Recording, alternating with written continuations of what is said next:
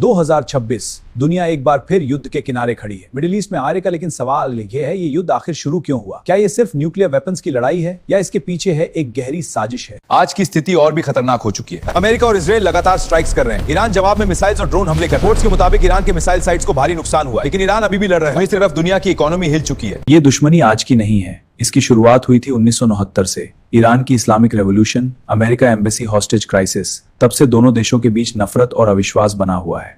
28 फरवरी 2026 America और Israel ने मिलकर ईरान पर एक बड़ा हमला किया। इस ऑपरेशन को नाम दिया गया।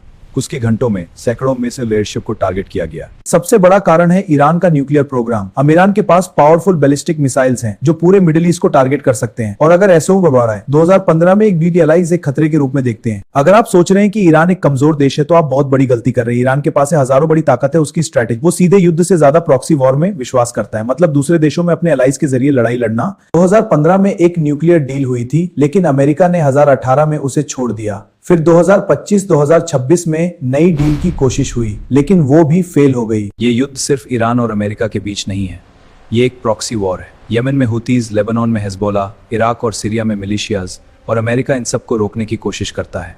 इस युद्ध में एक और बड़ा नाम है इजराइल। इजराइल ईरान को अपना सबसे बड़ा दुश्मन मानता है।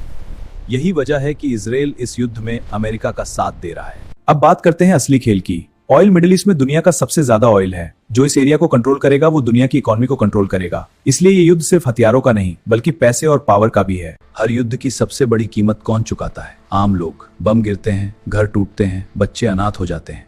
ये युद्ध नेताओं का होता है, लेकिन दर्द जनता को सहना पड़ता है। सबसे बड़ा सवाल, क्या ये वर्ल्ड वॉर बन सकता है? अगर इसमें रशिया, चाइना या नेटो शामिल हो गए तो ये तीसरा विश्व युद्ध बन सकता है। लेकिन अभी दुनिया कोशिश कर रही है कि ये कॉन्फ्लिक्ट यहीं रुक जाए। तो दोस्तों, ईरान वर्सेस अमेरिका वॉर सिर्फ एक लड़ाई नहीं है, ये पावर, पॉलिटिक्स और कंट्रोल की जंग है। अब देखना ये है, क्या ये युद्ध खत्म होगा या पूरी दुनिया को अपने अंदर खींच लेगा।